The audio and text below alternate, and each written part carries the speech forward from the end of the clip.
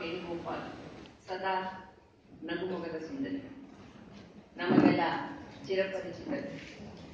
ಇವರ ಹುಟ್ಟು ವಿದ್ಯಾಭ್ಯಾಸವೆಲ್ಲ ಭದ್ರಾವತಿಯಲ್ಲಾಯಿತು. ಕರ್ನಾಟಕ ವಿದ್ಯುತ್ ಶಕ್ತಿ ಮಂಡಳಿಯಲ್ಲಿ ಕಾರ್ಯನಿರ್ವಹಿಸಿ ಲೆಕ್ಕಾಧಿಕಾರಿಯಾಗಿ ನಿವೃತ್ತರಾಗಿದ್ದಾರೆ. ನಂತರ ಕೌನ್ಸಿಲಿಂಗ್ ಮತ್ತು ಸೈಕೋಥೆರಪಿಯಲ್ಲಿ ಎಂಎಸ್ ಮಾಡಿಕೊಂಡು ಸದ್ಯ ಡಾಕ್ಟರ್ ಸಿಆರ್ ಚಂದ್ರಶೇಖರ್ ಅವರ ಸಮಾಧಾನ ಆಪ್ತ ಸಲಹಾ ಕೇಂದ್ರದಲ್ಲಿ ಸ್ವಯಂ ಸೇವಕಿಯಾಗಿ ಸೇವೆ ಸಲ್ಲಿಸುತ್ತಿದ್ದಾರೆ. ಸದಾ ಒಂದಿಲ್ಲೊಂದು ಚಟುವಟಿಕೆಯಲ್ಲಿ ತೊಡಗಿಕೊಂಡಿರುವ ಇವರ ಮುಖ್ಯ ಆಸಕ್ತಿ ಸಂಗೀತ.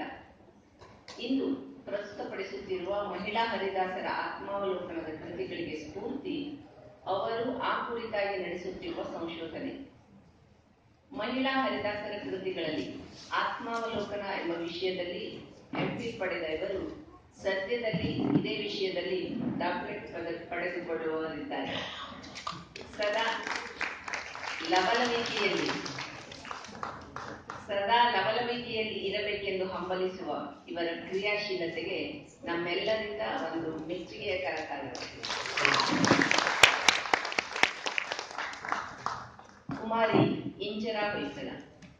ಬಿಎನ್ಎಂಐಟಿ ಕಾಲೇಜಿನಲ್ಲಿ ಎಂಜಿನಿಯರಿಂಗ್ ಓದುತ್ತಿರುವ ಕುಮಾರಿ ಇಂಚರ ಹೊಯ್ಸಳ ಅವರು ಕಳೆದ 15 ವರ್ಷಗಳಿಂದ ಕರ್ನಾಟಕ ಸಂಗೀತವನ್ನು ಅಭ್ಯಸಿಸುತ್ತಿದ್ದಾರೆ.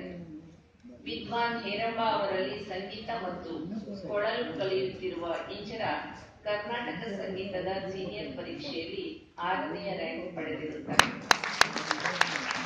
ಈಗ ನಾವೆಲ್ಲರೂ ಸಾಕ್ಷಿಯಾಗೋಣ ಈ ವಿಶೇಷ ಕಾರ್ಯಕ್ರಮ.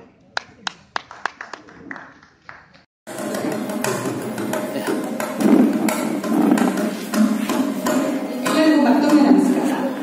ಈ ಕಾರ್ಯಕ್ರಮ ಪ್ರಾರಂಭ ಮಾಡೋದಕ್ಕೆ ಮುಂಚೆ ನಾನು ಕೆಲವು ಮಾತುಗಳ ಆಡೋದನ್ನ ಇಷ್ಟಪಡ್ತೇನೆ. ಆಕ್ಚುಲಿ ಈ ಕಾರ್ಯಕ್ರಮ ಏನು, ಅದರ ಉದ್ದೇಶ ಏನು ಅಂತ ಹೇಳ್ಬಿಟ್ಟು ನನ್ನ ಆತ್ಮೀಯ ಗೆಳತಿ ಶೋಭಾ ಹೆಗಡೆ ಅವರು ಸವಿಸ್ತಾರವಾಗಿ ಹೇಳಿದ್ದಾರೆ. ಆದರೂ ಕೂಡ ಒಂದೆರಡು ಮಾತಲ್ಲಿ ನಾನು ಹೇಳಕ್ಕೆ ಇಷ್ಟಪಡ್ತೀನಿ. ಈಗಾಗಲೇ ದಾಸ ಸಾಹಿತ್ಯದ ಬೆಳವಣಿಗೆಯಲ್ಲಿ ಮಹಿಳಾ ಹರಿದಾಸರ ಪಾತ್ರ ಏನು ಅಂತ ಕೂಡ ನಮ್ಮ ಡಾಕ್ಟರ್ BM ವಾಣಿಶ್ರೀ ಅವರು ಕೂಡ ವಿವರಣೆಯನ್ನ ಹೇಳಿದ್ದಾರೆ. ನನ್ನ ಸಂಶೋಧನಾ ಪ್ರಬಂಧದ ವಿಷಯ ಮಹಿಳಾ ಹರಿದಾಸರ ಕೃತಿಗಳಲ್ಲಿ ಆತ್ಮಾವಲೋಕನ ಅಂತ ಹೇಳ್ಬಿಟ್ಟು. ಸಾಧಾರಣ ಸಾಕಷ್ಟು ಜನ ಮಹಿಳಾ ಹರಿದಾಸರು ಇದ್ದಾರೆ. ಆದ್ರೆ ನನ್ನ ಸಂಶೋಧನಾ ಪ್ರಬಂಧಕ್ಕೆ ನಾನು 40 ಜನ ಮಹಿಳಾ ಹರಿದಾಸರನ್ನ ಆಯ್ದುಕೊಂಡು ಅವರ ಸುಮಾರು 100 ಕೃತಿಗಳನ್ನು ಆಯ್ದುಕೊಂಡು ನಾನು ವಿಶ್ಲೇಷಣೆಯನ್ನ ಮಾಡಿದ್ದೇನೆ. ಯಾಕೆಂದ್ರೆ ನಾನು ಎಲ್ಲಾ ಮಹಿಳಾ ಹರಿದಾಸರ ಕೃತಿಗಳನ್ನು ಆಯ್ದುಕೊಳ್ಳೋದಕ್ಕೆ ಅವರದ್ದು ಆತ್ಮಾವಲೋಕನದ ಭಾವವನ್ನ ಸೂಸುವಂತಹ ಕೃತಿಗಳನ್ನು ಮಾತ್ರ ನಾನು ಆಯ್ದುಕೊಳ್ಬೇಕಾಗಿತ್ತು. ಅದರಿಂದ ಸಾಧಾರಣ 40 ಮಹಿಳಾ ಹರಿದಾಸರ ಸುಮಾರು 100 ಕೃತಿಗಳನ್ನು ನಾನು ಆಯ್ದುಕೊಂಡು ವಿಶ್ಲೇಷಣೆಯನ್ನ ಮಾಡಿದ್ದೇನೆ. ಇನ್ನು ನನ್ನ ಸಂಶೋಧನಾ ವಿಷಯ ನನ್ನ ಪ್ರಬಂಧದಲ್ಲಿ ಕಾಗದಗಳಲ್ಲಿ ಮಾತ್ರ ಉಳಿದು ಹೋಗಬಾರದು, ನಿಮ್ಮಂತಹ ಹಲವಾರು ಸಹೃದಯರ ಕಿವಿಗಳನ್ನ ತಲುಪಬೇಕು, ಮನಸ್ಸನ್ನ ತಟ್ಟಬೇಕು ಅನ್ನುವಂತಹ ಸದುದ್ದೇಶದಿಂದ ಈ ಕಾರ್ಯಕ್ರಮವನ್ನು ನಾನು ಹಮ್ಮಿಕೊಂಡಿದ್ದೇನೆ. ಮತ್ತೆ ನಮ್ಮ ಮಹಿಳಾ ಹರಿದಾಸರು ತುಂಬಾ ಹಿಂದಿನ ಶತಮಾನಗಳವರು ಸಂಪ್ರದಾಯಗಳಿಗೆ ಬದ್ಧರಾದವರು, ವಿದ್ಯಾಭ್ಯಾಸದಿಂದ ವಂಚಿತರಾದವರು, ಆದರೂ ಕೂಡ ಜೀವನದಲ್ಲಿ ಸಾಕಷ್ಟು ಸಂಕಟವನ್ನು ಅನುಭವಿಸಿದವರು. ಆದರೂ ಕೂಡ ಅವರ ಯೋಚನಾ ಲಹರಿ ಎಷ್ಟು ಉನ್ನತ ಮಟ್ಟದ್ದಾಗಿತ್ತು ಅನ್ನೋದನ್ನ ತಿಳಿಸೋದಕ್ಕೋಸ್ಕರ ಈ ಆತ್ಮಾವಲೋಕನದ ಕೃತಿಗಳು ಒಂದು ಪ್ರತಿಬಿಂಬ ಆಗುತ್ತೆ. ಅದನ್ನ ನಿಮ್ಮೆಲ್ಲರ ಮುಂದೆ ಪ್ರಸ್ತುತಪಡಿಸೋದೇ ನನ್ನ ಉದ್ದೇಶವಾಗಿದೆ. ಇನ್ನು ಈ ಸಂಶೋಧನಾ ನನ್ನ ಕಾರ್ಯಕ್ಕೆ ಉತ್ತಮ ಮಾರ್ಗದರ್ಶನವನ್ನು ನೀಡಿದಂತಹ ಡಾಕ್ಟರ್ SR ರಾಘವೇಂದ್ರ ಅವರಿಗೆ ನಾನು ನನ್ನ ಸವಿನಯ ವಂದನೆಗಳನ್ನು ಸಲ್ಲಿಸ್ತೇನೆ. ಅವರಿಗೆ ಬಂದಿಲ್ಲ, ಆದರೂ ಕೂಡ ಅವರಿಗೆ ನಾನು ವಂದನೆಗಳನ್ನು ಸಲ್ಲಿಸ್ತಾ ಇದ್ದೇನೆ. ಇನ್ನು ಈ ಕಾರ್ಯಕ್ರಮಕ್ಕೆ ಒಂದು ಉತ್ತಮ ವೇದಿಕೆಯನ್ನು ಹಾಕಿಕೊಟ್ಟು ಈ ಕಾರ್ಯಕ್ರಮ ಆಯೋಜನೆಯನ್ನು ಉತ್ತಮವಾಗಿ ಮಾಡ್ತಿರುವಂತಹ ವಿಶ್ವೇಶ್ವರ ರಾಯದವರಿಗೂ ಕೂಡ ನನ್ನ ನಾನು ವಂದನಾರ್ಪಣೆ ಕಾರ್ಯಕ್ರಮ ಮಾಡ್ತಾ ಇಲ್ಲ. ಕಾರ್ಯಕ್ರಮ ಶುರು ಮಾಡುವ ಮೊದಲು ಅವರುಗಳಿಗೆ ಒಂದು ವಿಷಯವನ್ನು ತಿಳಿಸಬೇಕು ಅಂತ ಹೇಳ್ಬಿಟ್ಟು ಮಾಡ್ತಾ ಇದ್ದೀನಿ ಅಷ್ಟೇ. ಇನ್ನು ಈಗ ಕುಮಾರಿ ಇಂಚರ ಇದನ್ನೆಲ್ಲ ಪ್ರಸ್ತುತಪಡಿಸ್ತಾಳೆ ಹಾಡುಗಳನ್ನ. ಅವಳಿಗೆ ಆ ಕೃತಿಗಳಿಗೆ ಉತ್ತಮವಾದ ರಾಗ ಸಂಯೋಜನೆಯನ್ನ ಮಾಡಿ ಅವಳಿಗೆ ಅತ್ಯುತ್ತಮವಾದ ತರಬೇತಿಯನ್ನು ನೀಡಿದಂತಹ ವಿಖ್ಯಾತ ವೇಣುವಾದಕರಾದ ವಿದ್ವಾನ್ ಹೇರಂಬ ಮತ್ತು ವಿದ್ವಾನ್ ಹೇಮಂತ ಅವರಿಗೂ ಕೂಡ ನಾನು ಸವಿನಯ ವಂದನೆಗಳನ್ನು ಅರ್ಪಿಸ್ತೇನೆ. ಇಲ್ಲಿ ಈ ಕಾರ್ಯಕ್ರಮದಲ್ಲಿ ನಾನು ದ್ವಿಪಾತ್ರವನ್ನು ವಹಿಸ್ತಾ ಇದ್ದೇನೆ. ಏನಂದ್ರೆ ಅವಳು ಇಂಚರ ಹಾಡನ್ನ ಪ್ರಸ್ತುತಪಡಿಸೋದಕ್ಕೂ ಮೊದಲು ನಾನು ನಿರೂಪಕಳಾಗಿ ಕೆಲಸ ಮಾಡ್ತೀನಿ. ಅವಳ ಹಾಡನ್ನ ಪ್ರಸ್ತುತಪಡಿಸಿದ ಮೇಲೆ ಅದರ ವ್ಯಾಖ್ಯಾನಕಾರರಾಗಿ ನಾನು ಕೆಲಸವನ್ನು ಮಾಡ್ತೇನೆ. ಈಗ ಕಾರ್ಯಕ್ರಮ ನಿರ್ವಿಘ್ನವಾಗಿ ನೆರವೇರಲಿ ಅಂತ ಹೇಳಿ ಇಂಚರ ಒಂದು ಗಣಪತಿ ಸ್ತುತಿಯನ್ನ ಪ್ರಸ್ತುತಪಡಿಸ್ತಾರೆ. ಅದು ವಂದಿಸುವುದಾದಿಯಲ್ಲಿ ಗಣನಾಥನ, ರಾಗ ನಾಟ ಆದಿತಾಳ.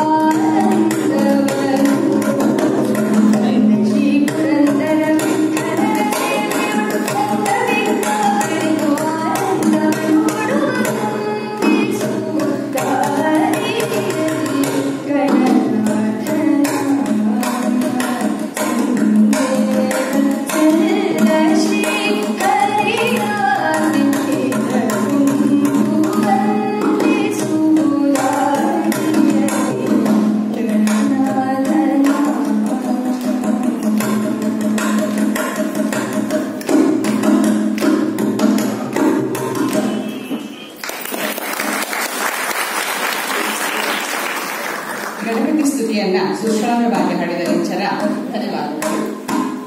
ಇಂಚರ ನನ್ನ ಮೊಮ್ಮಗಳು, ನನ್ನ ಅಣ್ಣನ ಮೊಮ್ಮಗಳು, ಅಜ್ಜಿ ಮೊಮ್ಮಗಳ ಒಂದು ಕಾಂಬಿನೇಷನ್ ಇದೆ. ಅಜ್ಜಿಯ PhD ಕೆಲಸಕ್ಕೆ ಮೊಮ್ಮಗಳ ಸಪೋರ್ಟ್. ನನ್ನ ಸಬ್ಜೆಕ್ಟ್ ನಾನು ಹೇಳಿದೆ ನಿಮಗೆ, ಮಹಿಳಾ ಹರಿದಾಸರ ಕೃತಿಗಳಲ್ಲಿ ಆತ್ಮಾವಲೋಕನ. ಮೊದಲಿಗೆ ನಾನು ಈ ಸಂಶೋಧನೆಯನ್ನು ಕೈಗೆತ್ತಿಕೊಂಡಾಗ ನನಗೆ ಮಹಿಳಾ ಹರಿದಾಸರೇ ಗೊತ್ತಿರಲಿಲ್ಲ. ಹರಿದಾಸರು ಅಂದ್ರೆ ಪುರಂದರದಾಸರು, ಕನಕದಾಸರು, ಒಂದಿಬ್ರು ಮೂರು ಜನ ಮಾತ್ರ ಗೊತ್ತಿದ್ರು ನನಗೆ. ಮಹಿಳಾ ಹರಿದಾಸರು ಇಷ್ಟೊಂದು ಜನ ಇದ್ದಾರೆ ಅಂತಾನೆ ಗೊತ್ತಿರಲಿಲ್ಲ. ಆಮೇಲೆ ಆತ್ಮಾವಲೋಕನ ಅನ್ನೋ ಶಬ್ದ ನಾನೇನೋ ತುಂಬಾ ಆಧ್ಯಾತ್ಮಕ್ಕೆ ಸಂಬಂಧಪಟ್ಟಿದ್ದು, ನಮಗೆ ಅದು ದಕ್ಕೋ ವಿಷಯನೇ ಅಲ್ಲ ಅನ್ನೋದು ನನ್ನ ಭಾವನೆ ನನ್ನಲ್ಲಿತ್ತು. ಆಮೇಲೆ ಅದರ ಪರಿಭಾಷೆಯನ್ನ ನಾನು ಹುಡುಕ್ತಾ ಹೋದಾಗ ಮೊದಲಿಗೆ ಅವಲೋಕನ ಅಂತಂದ್ರೆ ನಾವು ಗಮನಿಸೋದು. ನಾವು ಇನ್ನೊಬ್ಬರನ್ನ ಗಮನಿಸೋದು ತುಂಬಾ ಸುಲಭ. ನಮ್ಮ ಪಕ್ಕದವ್ರು ಎಂತ ಸೇರೆ ಹುಟ್ಟಿದ್ದಾರೆ, ನಮ್ಮ ಪಕ್ಕದವ್ರು ಹೇಗಿದ್ದಾರೆ, ಅವ್ರು ಹೇಗೆ ನಡವಳಿಕೆ ಹೇಗಿದೆ, ಅವ್ರ ಸ್ವಭಾವ ಹೇಗಿದೆ ಅಂತೆಲ್ಲ ನಾವು ಬೇಗ ಗಮನಿಸ್ಬಿಡ್ತೀವಿ. ಅದು ಅವಲೋಕನ. ಬಟ್ ಆತ್ಮಾವಲೋಕನ ಅಂತಂದ್ರೆ ಇಲ್ಲಿ ಆತ್ಮ ಅನ್ನೋ ಪದಕ್ಕೆ ನಾವು ಸ್ವಯಂ ಅನ್ನೋ ಒಂದು ಅರ್ಥವನ್ನ ಕೊಡ್ತೀವಿ. ಅಂದ್ರೆ ನನ್ನನ್ನ ನಾನು ಗಮನಿಸ್ಕೊಳ್ಳೋದು, ನನ್ನ ಸ್ವಭಾವವನ್ನ, ನನ್ನ ನಡವಳಿಕೆಯನ್ನ, ನನ್ನ ತಪ್ಪು ಒಪ್ಪುಗಳನ್ನ ನಾನು ಗಮನಿಸ್ಕೊಳ್ಳೋದು ಆತ್ಮಾವಲೋಕನ. ಯಾಕೆಂದ್ರೆ ನಾವು ಆತ್ಮಚರಿತ್ರೆ, ಆತ್ಮ ಸಂಯಮ, ಆತ್ಮವಿಶ್ವಾಸ ಎಲ್ಲ ಪದಗಳಲ್ಲೂ ನಾವು ಆತ್ಮ ಅನ್ನೋದಕ್ಕೆ ಸ್ವಯಂ ಅನ್ನುವಂತ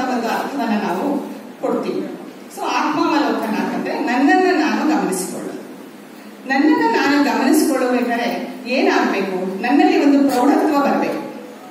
ಈಗ ನಾನು ಬೇರೆಯವ್ರನ್ನ ಗಮನಿಸ್ತಾನೆ ಇರೋದು ಎಲ್ಲರಿಗೂ ಹುಟ್ಟು ಸ್ವಭಾವ, ಎಲ್ಲರಿಗೂ ನನ್ನನ್ನ ನಾನು ಗಮನಿಸಿಕೊಳ್ಬೇಕಾದ್ರೆ ನನ್ನಲ್ಲಿ ಒಂದು ಮಾನಸಿಕ ಪ್ರೌಢತ್ವ ಬರಬೇಕು, ನನ್ನ ಮನಸ್ಸಿನ ಚಿಂತನೆಗಳು ಉನ್ನತ ಮಟ್ಟಕ್ಕೆ ಹೋಗ್ಬೇಕು. ಆದಾಗ ಮಾತ್ರ ಆತ್ಮಾವಲೋಕನ ಸಾಧ್ಯ ಆಗುತ್ತೆ. ಇನ್ನು ಮಾನವನ ಬುದ್ಧಿಶಕ್ತಿ ಮನೋಶಕ್ತಿಗಳ ವಿಕಾಸ ಹೊಂದಿದಂಗೂ ಕೂಡ ಅವನ ಚಿಂತನ ಮಟ್ಟ ಕೂಡ ಏರ್ತಾ ಹೋಗುತ್ತೆ. ಚಿಂತನ ಮಟ್ಟ ಏರ್ತಾ ಹೋದಾಗ ಅವನಲ್ಲಿ ತಾನು ಮಾಡಿದ ತಪ್ಪು ಒಪ್ಪುಗಳನ್ನ ಎಲ್ಲನ್ನ ವಿಮರ್ಶೆ ಮಾಡಿಕೊಳ್ಳುವಂತಹ ಒಂದು ಶಕ್ತಿ ಬೆಳೆಯುತ್ತೆ. ಆಗ ಹುಟ್ಟುವಂತಹ ಕೃತಿಗಳು ಆತ್ಮಾವಲೋಕನದ ಕೃತಿಗಳು. ನಮ್ಮ ಮಹಿಳಾ ಹರಿದಾಸರು, ನಾನು ಮುಂದೆ ಅವರ ಕೌಟುಂಬಿಕ ಬದುಕಿನ ಬಗ್ಗೆ ಹೇಳ್ತೀನಿ. ಅವರು ತುಂಬಾ ಸಂಪ್ರದಾಯದ ಇದರಲ್ಲಿ ಮೇಡಮ್ ಆಗ್ಲೇ ಹೇಳಿದ್ದಾರೆ, ಬಾಲ್ಯ ವಿವಾಹ, ಪೂರ್ಣ ದಾಂಪತ್ಯ, ಅಕಾಲ ವೈಧವ್ಯ ಇಂಥದ್ರಲ್ಲೇ ಅವರು ತಮ್ಮ ಜೀವನವನ್ನ ಸಾಗಿಸಿಕೊಂಡು ಬಂದವರು. ಅಂಥದ್ರಲ್ಲೂ ಕೂಡ ಅವರು ಈ ತರ ಮಾನಸಿಕ ಪ್ರೌಢತ್ವವನ್ನ ಬೆಳೆಸಿಕೊಂಡು ಇಷ್ಟು ಉತ್ತಮ ಮಟ್ಟದ ಕೃತಿಗಳನ್ನ ರಚಿಸಿದ್ದಾರೆ ಅಂತಂದ್ರೆ ನಾವೆಲ್ಲರೂ ಅವರಿಗೆ ತಲೆಬಾಗಲೇಬೇಕಾಗತ್ತೆ. ಈಗ ಮೇಡಮ್ ಹೇಳಿದಾಗೆ ವಾಣಿಶ್ರೀ ಮೇಡಮ್ ಹೇಳಿದ್ರು, ಮೊದಲ ಮಹಿಳಾ ಹರಿದಾಸರು ಗಲಗಲಿ ಅವ್ವ ಅಂತ ನಾವು ಗುರುತಿಸಿದೀವಿ. ಅಂದ್ರೆ ಹಿಂದಿನವರು ಗೋಪಮ್ಮ ಅವರೆಲ್ಲ ಇದ್ರೂ ಕೂಡ ಅವರ ಕೃತಿಗಳು ಲಭ್ಯ ಇಲ್ಲದೆ ಇರೋದ್ರಿಂದ ನಾವು ಗಲಗಲಿ ಅವ್ವನವರನ್ನ ಮೊದಲ ಮಹಿಳಾ ಹರಿದಾಸರು ಅಂತ ಗುರುತಿಸಿದೀವಿ. ಗಲಗಲಿ ಅವನವರು ಮೊದಲ ಮಹಿಳಾ ಹರಿದಾಸರಾದ್ರೂ ಕೂಡ ಅವರು ಆತ್ಮಾವಲೋಕನ ಕೃತಿಗಳು ಲಭ್ಯ ಇಲ್ಲದೆ ಇರೋದ್ರಿಂದ ಅವರು ಮೂಲ್ಯದ ಹಾಡುಗಳನ್ನ ಹೆಚ್ಚಾಗಿ ಬರೆದಿದ್ದಾರೆ. ಅದರಿಂದ ನಾನು ಅವರನ್ನ ನನ್ನ ಸಂಶೋಧನೆಗೆ ನಾನು ಆರಿಸಿಕೊಂಡಿಲ್ಲ. ಇನ್ನು ಮುಂದಿನವರು ಹೆಳವನ ಕಟ್ಟೆಗಿರಿ ಅವರು. ನೀವು ಅವರದ್ದು ಸಿನಿಮಾ ಕೂಡ ಬಂದಿದೆ, ಎಲ್ಲರೂ ನೋಡಿರಬಹುದು. ಹೆಳವನ ಕಟ್ಟೆ ಅನ್ನೋದು ಮಲೆಬೆನ್ನೂರು ಹತ್ರ ಒಂದು ಕೊಮ್ಮಾರನಹಳ್ಳಿ ಅಂತ ಒಂದು ಹಳ್ಳಿ ಇದೆ. ಅಲ್ಲಿ ಒಬ್ಬ ಹೆಳವ ಅಂದ್ರೆ ಕಾಲಿಲ್ಲದವನು ಒಂದು ಕಟ್ಟೆಯಲ್ಲಿ ರಂಗನಾಥ ಸ್ವಾಮಿಯನ್ನ ಪ್ರತಿಷ್ಠಾಪನೆ ಮಾಡ್ತಾನೆ. ಅದು ನಮ್ಮ ಹಿರಿಯಮ್ಮನ ಆರಾಧ್ಯ ದೇವಿ. ಮೊದಲು ಅವಳು ಅವ್ರ ಮನೆ ಹಿಂದಿನ ಧಾರವಾಡ ಜಿಲ್ಲೆ, ಈಗಿನ ಹಾವೇರಿ ಜಿಲ್ಲೆಯ ರಾಣಿಬೆನ್ನೂರು. ತಂದೆ ವಿಷ್ಟಪ್ಪ ಜೋಯಿಸರು. ಅವಳಿಗೆ ಚಿಕ್ಕ ವಯಸ್ಸಿನಲ್ಲೇ ಮದುವೆ ಆಗುತ್ತೆ ತಿಪ್ಪರಸ ಎನ್ನುವನೊಂದಿಗೆ. ಬಟ್ ಅವಳಿಗೆ ಮೊದಲಿನಿಂದಲೂ ದೈವ ಭಕ್ತಿ, ಮತ್ತೆ ಅವಳು ಚಿಕ್ಕ ವಯಸ್ಸಿನಲ್ಲಿ ತಂದೆ ತಾಯಿಗಳನ್ನು ಕಳ್ಕೊಂಡಿದ್ದರಿಂದ ತುಂಬಾ ಅನಾಥ ಪ್ರಜ್ಞೆ ಅವಳಲ್ಲಿತ್ತು. ಅವಳ ಸುಮಾರು ಹಾಡುಗಳಲ್ಲಿ ನಾವು ಅನಾಥ ಪ್ರಜ್ಞೆಯನ್ನು ಕೂಡ ಗುರುತಿಸಬಹುದಾಗಿದೆ. ಆ ಗಿರಿಯಮ್ಮನಿಗೆ ದೈವ ಭಕ್ತಿ ಜಾಸ್ತಿ ಆದ್ರಿಂದ ಜೀವನದಲ್ಲಿ ಅವಳಿಗೆ ಸಂಸಾರದಲ್ಲಿ ಆಸಕ್ತಿ ಇರಲ್ಲ. ಅವಳು ತನ್ನ ಗಂಡನಿಗೆ ಬೇರೆ ಒಂದು ಮದುವೆಯನ್ನ ಮಾಡಿಸ್ಬಿಟ್ಟು ತಾನು ಅತ್ತೆ ಮನೆಯಲ್ಲೇ ವಿರಾಗಿಣಿಯಂತೆ ಬಾಳ್ತಾಳೆ.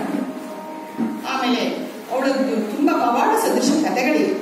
ಹಿಂದಿನ ಕಾಲದಲ್ಲಿ ಅತ್ತೆ ಮನೆಯಲ್ಲಿ ಕಷ್ಟಗಳ ಬಗ್ಗೆ ಯೋಚನೆ ಮಾಡಿದಾಗ ಒಂದ್ಸತಿ ಅತ್ತೆಗೆ ಹೇಳ್ತಾಳೆ, ಮನೇಲಿ ಅಡಿಗೆ ಮಾಡಕ್ ಸೌದೆ ಇಲ್ಲ ಅಂದಾಗ ಅತ್ತೆಗೆ ಇನ್ನು ಮಹಾ ಸಾಧ್ವಿ ಅಲ್ವಾ ನೀನು, ನಿಮ್ ಕಾಲನ್ನೇ ಇಟ್ಟು ಅಡಿಗೆ ಮಾಡು ಅಂತ ಹೇಳ್ತಾಳೆ. ಅವಳು ಕಾಲನ್ನ ಇಟ್ಟು ಅಡಿಗೆ ಮಾಡ್ತಾಳೆ, ಅವಳು ಕಾಲು ಸಿಗೋದಿಲ್ಲ. ಅಂತಹ ಅವಳು ಮಹಾ ಸಾಧ್ವಿ ಮಣಿಯವಳು. ಒಂದ್ಸತಿ ಪುಂಗನೂರಿನ ರಾಜ್ಕುಮಾರನಿಗೆ ಕಣ್ಣು ಹೋಗುತ್ತೆ. ಇವಳು ಹಾಡು ಹೇಳಿ ದಾಸರ ಪದವನ್ನ ರಚಿಸಿ ಕಂಡು ಬರೆಸ್ತಾಳೆ. ಮಲೆಬೆನ್ನೂರಲ್ಲಿ ಭೀಕರವಾದ ಬರಗಾಲ ಬರುತ್ತೆ. ಅವಾಗ ಮಳೆರಾಯನನ್ನ ಕರೆದು ಮಳೆ ಬರೆಸ್ತಾಳೆ. ಹೀಗೆ ಅವಳದ್ದು ಸಾಕಷ್ಟು ಪವಾಡ ಸದೃಶ ಕೃತಿಗಳಿವೆ. ಇಂತಹ ಗಿರಿಯಮ್ಮ ಈ ತರ ಮತ್ತೆ ಅವಳನ್ನ ಆಧುನಿಕ ಯಶೋದೆ ಅಂತ ಕೂಡ ಹೇಳ್ತಾರೆ. ಅವ್ರದ್ದು ಅಷ್ಟು ವಾತ್ಸಲ್ಯಮಯ ಕೃತಿಗಳನ್ನು ಅವರು ರಚಿಸಿದ್ದಾರೆ. ಇಂತಹ ಗಿರಿಯಮ್ಮ ಕಡೆಗೆ ಆತ್ಮಾವಲೋಕನದ ಕೃತಿಗಳನ್ನು ಕೂಡ ರಚಿಸಿದ್ದಾರೆ. ಅಂತಹ ಒಂದು ಕೃತಿ ಯಾಕೆ ಮರುಳಾದೆ ಹೀಗೆ ಎಲೆ ಮನವೇ ಕಲ್ಯಾಣಿ ರಾಗದಲ್ಲಿ ರಾಗ ಸಂಯೋಜನೆ ಆಗಿದೆ, ಆದಿತಾಳದಲ್ಲಿ ಬದ್ಧವಾಗಿದೆ. ಅದನ್ನ ಈಗ ಇಂಚನ ನಿಮ್ಮ ಮುಂದೆ ಪ್ರಸ್ತುತಪಡಿಸ್ತಾರೆ.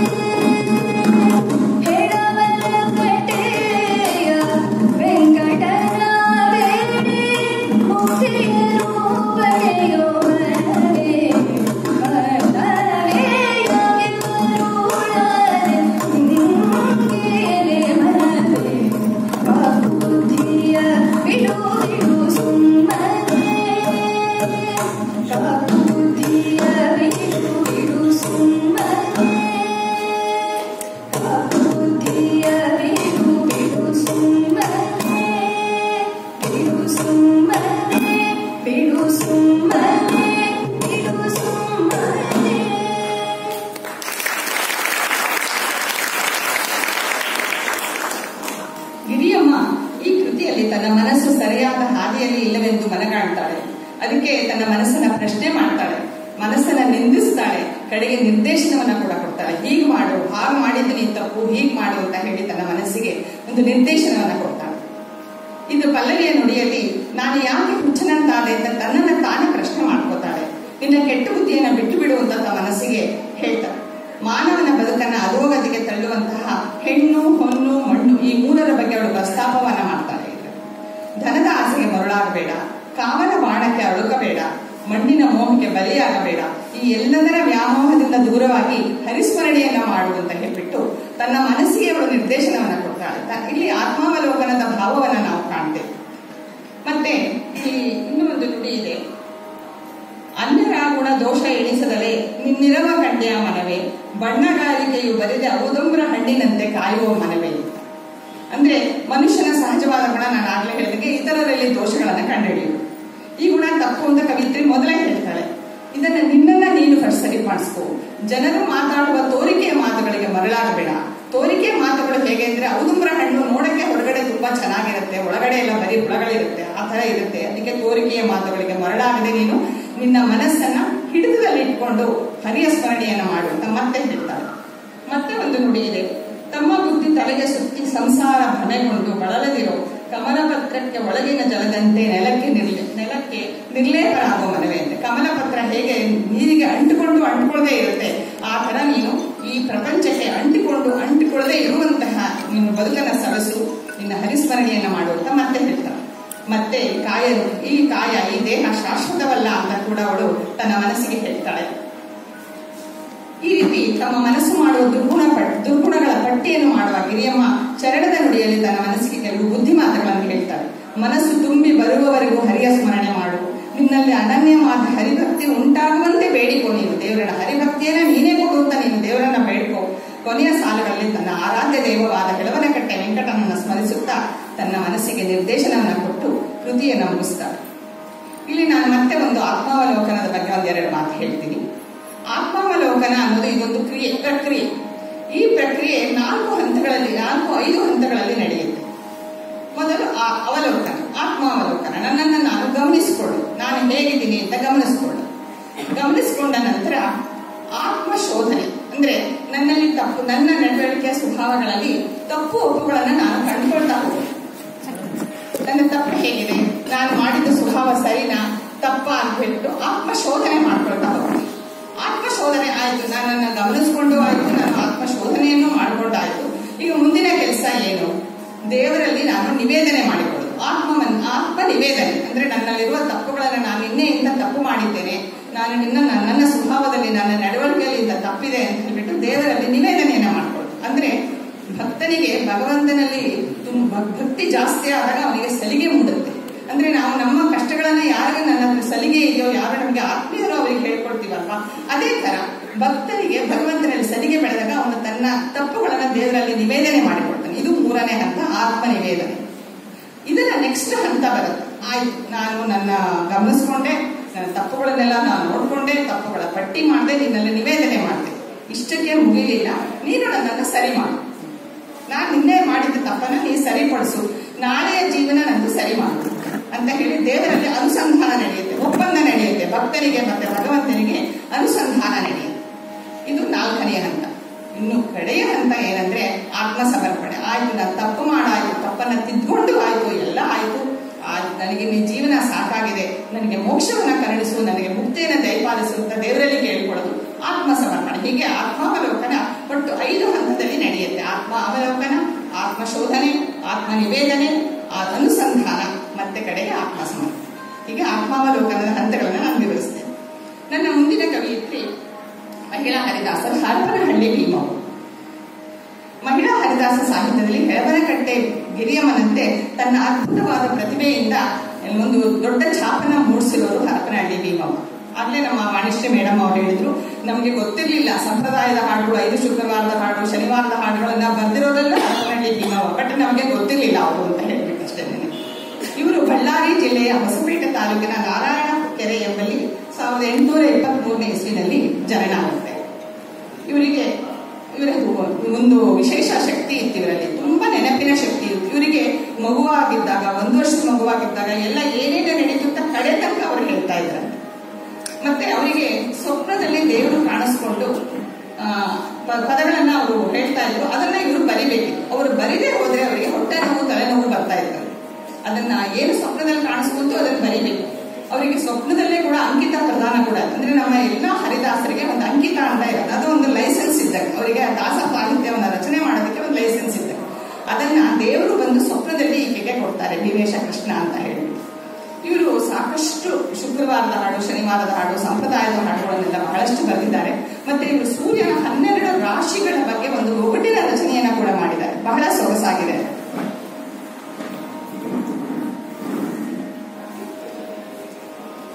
ಇವರು ಹನುಮ, ಭೀಮ, ಮಧ್ವ ಮತ್ತು ಅವತಾರ ತ್ರಯದ ಬಗ್ಗೆ ಕೂಡ ತುಂಬಾ ಚೆನ್ನಾಗಿ ಮಾಡಿದ್ದಾರೆ. ಇವರ ಒಂದು ಆತ್ಮಾವಲೋಕನದ ರಚನೆ ಕಲ್ಲು ನಾಯೇನೋ ಕೈವಲ್ಯದಾಯಕನೇ, ರಾಗ ಮಾಡ್, ತಾಳ, ಆದಿತಾಳ. ಈಗ ಎಂಚೂರ ಪ್ರಸ್ತುತಪಡಿಸ್ತಾರೆ.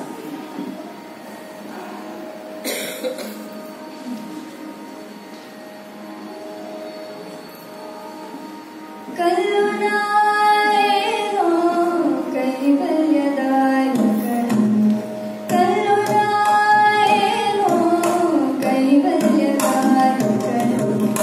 ಕಲ್ಲು ಕರುಣದಿಂದೆಣ್ಣಾಗಿರಲು ಧಾರ ಕೇಳೋ, ಕಲ್ಲು ನಾಯೇನೋ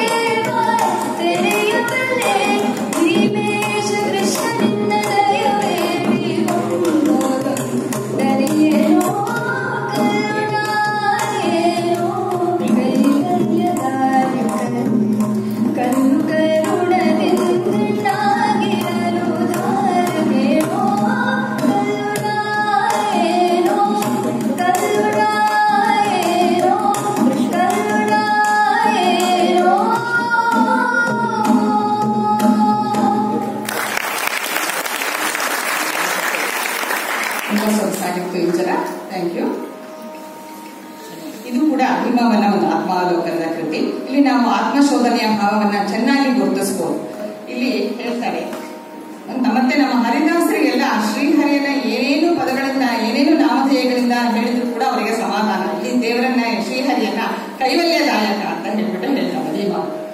ಮತ್ತೆ ಇಲ್ಲಿ ಹೇಳ್ತಾಳೆ, ನಾನು ಕಲ್ಲು, ನಾನು ನಿನ್ನ ಕರುಣೆಯಿಂದ ನಾನು ಹೆಣ್ಣಾಗಿರ್ಬೇಕಷ್ಟೇನೆ, ನಾನು ನಿಜವಾಗ್ಲೂ ಕಲ್ಲು, ನಾನು ಅಷ್ಟು ತಪ್ಪುಗಳನ್ನ ಮಾಡಿದ್ದೇನೆ ನಾನು ಅಂತ ಹೇಳ್ತೇನೆ. ಆತ್ಮಶೋಧನೆ ಅನುಸಂಧಾನ ಎರಡೂ ಕೂಡ ಅವಳ ಮಾತುಗಳಲ್ಲಿ ಬರುತ್ತೆ.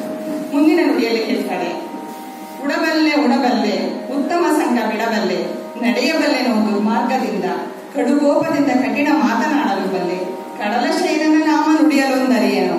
ನಾನು ಎಷ್ಟು ಕೆಟ್ಟ ಕೆಲಸಗಳನ್ನ ಮಾಡ್ತಾ ಇದ್ದೇನೆ, ನಾನು ಜೀವಂತವಾಗಿರೋದಕ್ಕೆ ಆಹಾರ ಸೇವಿಸ್ತೇನೆ, ಉತ್ತಮವಾದ ಉಡುಗೆಗಳನ್ನು ಧರಿಸ್ತೇನೆ, ದುರ್ಮಾರ್ಗದಿಂದ ನಡೆದುಕೊಳ್ತೇನೆ, ಇತರರಿಗೆ ಕೋಪದಿಂದ ಕಠಿಣವಾದ ಮಾತುಗಳನ್ನ ಆಡ್ತೇನೆ. ಆದ್ರೆ ಶ್ರೀಹರಿಯೇ, ನಿನ್ನ ನಾಮಸ್ಮರಣೆಯನ್ನು ಮಾತ್ರ ನಾನು ಮಾಡ್ತಿಲ್ವಲ್ಲ ಅಂತ ತನ್ನ ಸ್ವಭಾವದ ಅಂಕುಡೊಂಕುಗಳನ್ನ ಯಾವುದೇ ಬಿಂಕುವಿಲ್ಲದೆ ಅವಳು ಒಪ್ಕೋತಾಳು.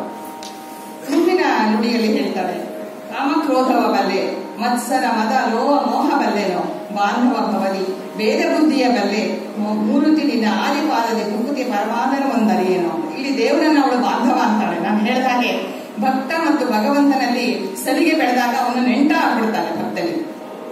ಹೀಗೆ ಇದ್ರಲ್ಲಿ ಹೇಳ್ತಾಳೆ ಬಾಂಧವ ಅಂತ ಹೇಳ್ತಾ, ಈ ಭವಸಾಗರದಲ್ಲಿ ಅರಿಷಡ್ ವರ್ಗಗಳಾದ ಕಾಮ ಕ್ರೋಧ ಮೋಹ ಲೋಭ ಮೋಹ ಮದ ಮತ್ಸರಗಳನ್ನೆಲ್ಲವನ್ನು ನಾನು ಬಲ್ಲೆ. ಅಷ್ಟೇ ಅಲ್ಲದೆ ಇತರರಲ್ಲಿ ಭೇದ ಭಾವದ ಬುದ್ಧಿಯನ್ನು ನಾನು ಮಾಡ್ತಾ ಇದ್ದೇನೆ, ಅದಕ್ಕೂ ಕೂಡ ನನ್ನ ತಪ್ಪು. ಆದ್ರೆ ನಿನ್ನ ಚರಣ ಕಮಲದಲ್ಲಿ ಭಕ್ತಿಯನ್ನು ತೋರಿಸುವುದನ್ನು ನಾನು ಮಾತ್ರ ಮರೆತು ಬಿಡ್ತೇನೆ ನಾನು ಅಂತ ಹೇಳಿ ತನ್ನ ಬಗ್ಗೆ ತಾನೇ ಕಳೆದುಕೊಳ್ತಾಳೆ. ಮುಂದೆ ಚರಣದ ನುಡಿಯಲ್ಲಿ ತನ್ನ ಅವಗುಣಗಳ ಪಟ್ಟಿಯನ್ನು ಮಾಡ್ತಾ ಹೇಳ್ತಾಳೆ, ಇತರರಿಗೆ ನಿಷ್ಠುರವಾದ ಮಾತುಗಳನ್ನು ನಾನು ಆಡ್ತೀನಿ, ನನಗೆ ಯಾವ ಕಷ್ಟಗಳು ಬಡತನಗಳು ಬರಬಾರದು ಅಂತ ಹೇಳ್ತೀನಿ, ದುಷ್ಟರ ಸಹವಾಸವನ್ನ ಮಾಡಿ ಅಲ್ಪಮತಿಯವಳಾಗ್ತೀನಿ, ಮಂದಮತಿಯವಳಾಗ್ತೀನಿ. ಆದರೆ ಭೀಮೇಶ ಕೃಷ್ಣನೇ, ನಿನ್ನೆ ದಯ ಬೇಕು ಅಂತ ಮಾತ್ರ ನಾನು ಕೇಳಿಕೊಳ್ಳಿಲ್ವಲ್ಲ ಅಂತ ಹೇಳ್ಬಿಟ್ಟು ತನ್ನನ್ನ ತಾನು ನೊಂದುಕೊಳ್ತಾ ಈ ಕೃತಿಯನ್ನ ಪೂರ್ಣ ಮಾಡ್ತಾರೆ. ಹೀಗೆ ಈ ರಚನೆಯಲ್ಲಿ ಪ್ರತಿಯೊಂದು ಸಾಲಿನಲ್ಲಿಯೂ ತನ್ನ ನಡವಳಿಕೆಯ ಪರಾಮರ್ಶೆಯನ್ನು ಮಾಡುತ್ತಾ ಭೀಮವ್ವ ಉತ್ತಮವಾದ ಆತ್ಮಶೋಧನೆ ಕೃತಿಯನ್ನು ಪ್ರಸ್ತುತಪಡಿಸಿದ್ದಾರೆ. ನನ್ನ ಮುಂದಿನ ಮಹಿಳಾ ಹರಿದಾಸರು ಯದುಗಿರಿಯಮ್ಮ ಅಂತ. ಈಗ ನಾವು ನೋಡಿದ್ದು ಹೆಳವನಕಟ್ಟೆ ಗಿರಿಯಮ್ಮ ಮತ್ತೆ ಇದು. ಆಗ್ಲೇ ನಮ್ಮ ವಾಣಿಶ್ರೀ ಮೇಡಮ್ ಹೇಳಿದ್ರು, ಹರಿದಾಸ ಪಂಥದಲ್ಲಿ ದ್ವೈತ ಮತದವರು ಬಹಳ ಜನ ಇದ್ದಾರೆ, ಅದು ತುಂಬಾ ಭರಿತವಾಗಿದೆ ದ್ವೈತ ಮತದಿಂದ. ಇವರು ಹೆಳವನಕಟ್ಟೆ ಗಿರಿಯಮ್ಮ ಅದ್ವೈತ ಮತದವರು, ಹರಪನಹಳ್ಳಿ ಭೀಮಮ್ಮ ದ್ವೈತದವರು. ಈಗ ನಾನು ಹೇಳೋ ಯದುಗಿರಿ ಅಮ್ಮನವರು ವಿಶಿಷ್ಟಾದ್ವೈತ ಮತದವರು, ರಾಮಾನುಜ ಮತಾನುಯಾಯಿ. ಇವರು 19ನೇ ಶತಮಾನದಲ್ಲಿ ಕಾಣಬರುವ ಒಬ್ಬ ಶ್ರೇಷ್ಠ ಮಹಿಳಾ ಹರಿದಾಸರು. ಇವರ ಕಾಲಘಟ್ಟ 1822ರಿಂದ 1908ರವರೆಗೆ ಅಂತ ಹೇಳ್ತಾರೆ. ಈಕೆ ಕೂಡ ಒಂದು ಶ್ರೀ ವೈಷ್ಣವ ಸಂಪ್ರದಾಯಸ್ಥ ಕುಟುಂಬದಲ್ಲಿ ಜನನವಾಗಿ ಕಡೆಗೆ ಮತ್ತೊಂದು ಅಂಥದೇ ಸಂಪ್ರದಾಯದ ಕುಟುಂಬದಲ್ಲಿ ಈಕೆ ಸೇರ್ಕೊಳ್ತಾರೆ. ಬಟ್ ಇವರು ಸುಮಾರು 74 ಕೃತಿಗಳನ್ನು ರಚನೆ ಮಾಡಿದ್ರು ಕೂಡ ಅದು ಹೆಚ್ಚಿಗೆ ಅವರ ಮೊಮ್ಮಕ್ಕಳು ಅದನ್ನು ಬರೆದಿಟ್ಕೊಂಡಿದ್ರಿಂದ ಅದಕ್ಕೆ ಸಿಕ್ಕಿದೆ. ನನಗೆ ನನ್ನ ಮೊಮ್ಮಕ್ಕಳು ಹೆಂಗೆ ಸಪೋರ್ಟ್ ಮಾಡ್ತೀವೋ ಬಹುಶಃ ಯದುಗಿರಿ ಅಮ್ಮ ಅವರು ಕೂಡ ಅವರ ಮೊಮ್ಮಕ್ಕಳು ಅದನ್ನು ಬರೆದಿಟ್ಕೊಂಡಿದ್ರಿಂದ ಇವತ್ತು ನಮ್ಗೆ ಆ ಕೃತಿಗಳು ಲಭ್ಯ ಆಗಿರ್ಬೋದು.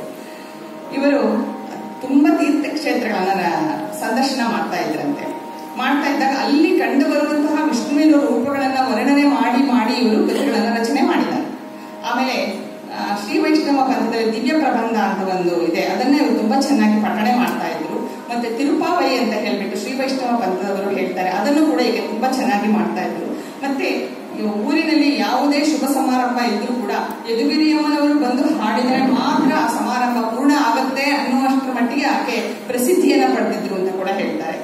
ಇವರ ಕೃತಿಗಳಲ್ಲಿ ಆತ್ಮಶೋಧನೆಯ ತೆರಳನ್ನು ತೋರಿಸುವಂತಹ ಒಂದು ರಚನೆ ಕರುಣಿಸಯ್ಯ ಕಸ್ತೂರಿ ರಂಗ ಕರುಣಿಸಯ್ಯ. ಇದು ಮೋಹನ ರಾಗದಲ್ಲಿ ಬದ್ಧವಾಗಿದೆ, ತಾಳ ಆದಿತಾಳ.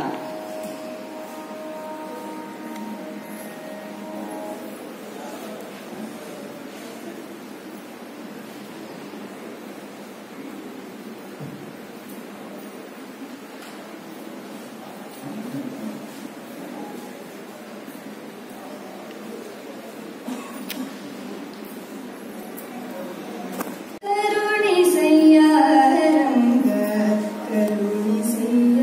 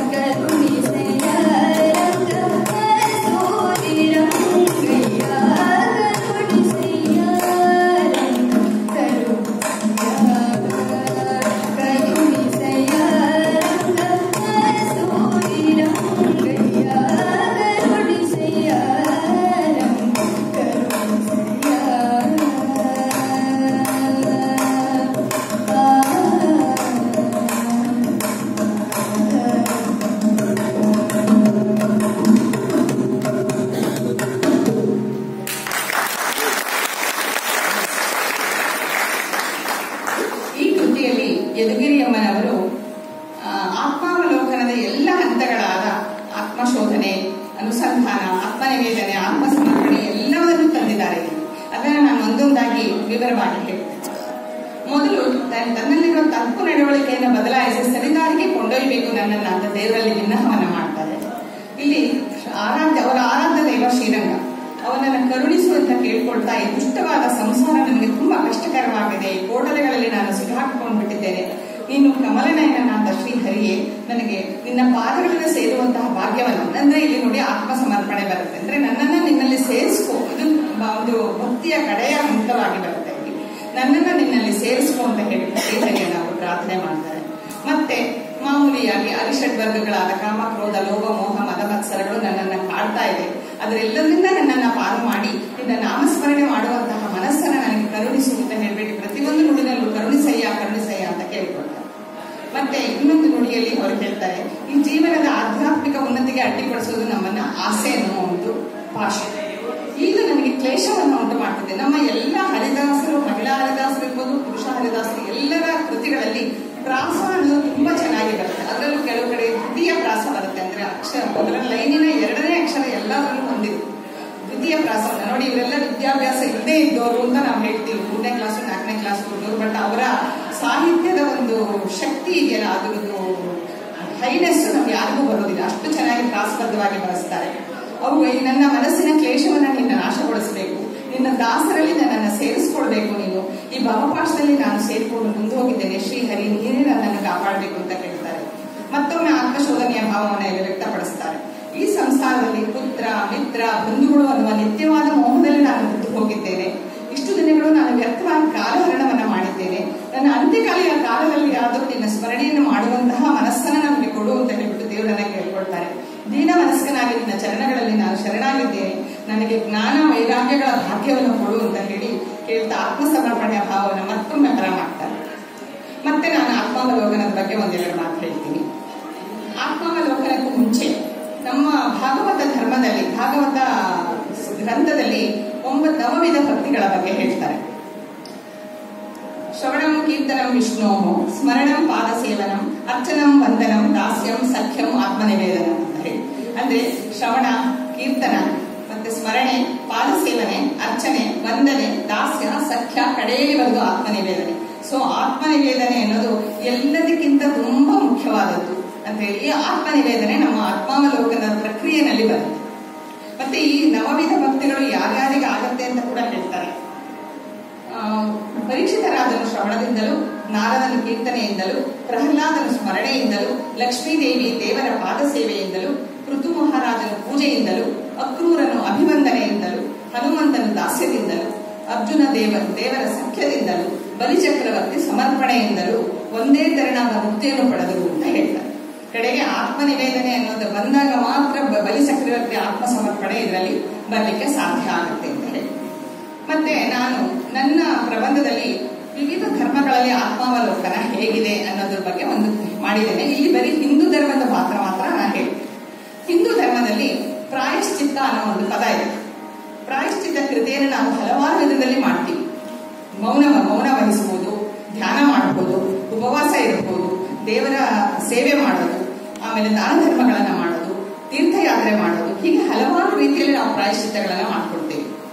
ಮತ್ತೆ ದೇವರಿಗೆ ನಾವು ಷೋಡಶೋಪಚಾರ ಪೂಜೆಯನ್ನ ಮಾಡಿದ್ಮೇಲೆ ನಮಸ್ಕಾರ ಮಾಡ್ತೀವಿ, ಪ್ರದಕ್ಷಿಣ ನಮಸ್ಕಾರ ಮಾಡ್ತಾ ನಾವು ಹೇಳ್ತೀವಿ, ಯಾನಿ ಕಾನಿ ಚ ಪಾಪಾನಿ ಜನ್ಮಾಂತರ ಕೃತಾನಿ ಚ ತಾನಿ ತಾನೇ ವಿನಶ್ಯಂತಿ ಪ್ರದಕ್ಷಿಣ ಪದೇ ಪದೇ ಪಾಪೋ ಪದೇ ಪದೇ ಯಾ ಪರಿಪೂಜಕೇಭ್ಯ ಸರ್ವ ಸದೃಶ್ಯ ಮೇಧಾದಿ ಫಲದ ಸಾಧಿ ಅಂತ ಹೇಳ್ತೀವಿ. ಅಂದ್ರೆ ಕರ್ತೃವೇ